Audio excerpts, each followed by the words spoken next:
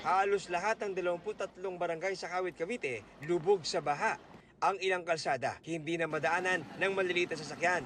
Sa barangay Panamitan, umapaw na ang ilog sa laki raw ng volume ng ulan na bumagsak ngayong araw na sinabayan pa ng high tide. Pinasok na rin ng baha ang loob ng ilang bahay. Kaming dalawa ng miss ko, ginising ko na rin yung pinsan ko na mag-aangat ng mga paninda.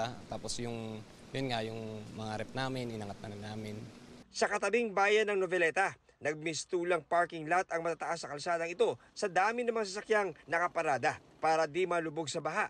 Bagamat malayo pa sa critical level ang taas ng tubig sa Noveleta, nasa 600 individual na ang inilikas mula sa mga low-lying area. Sa nakaraang 2 araw natin ay parang pang 2 linggo ang binagsak na rainfall.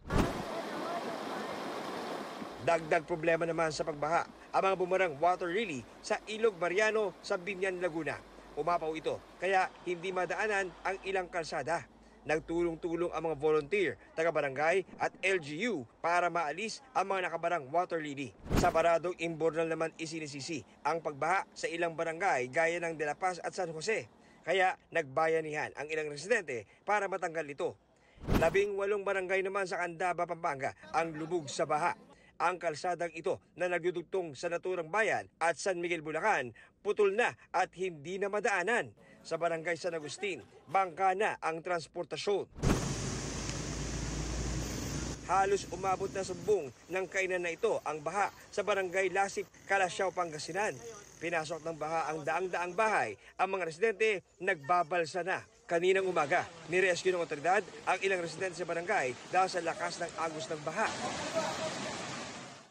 Compared po sa nakaraang taon na baha, medyo mataas po ito at the same time, mabilis po yung pagtaas ng tubig. Sa monitoring ng Calasiao MDRRMO, umapaw na ang Marusay River. 17 barangay ang apektado ng pagbaha. John Consulta, nagbabalita para sa GMA Integrated News.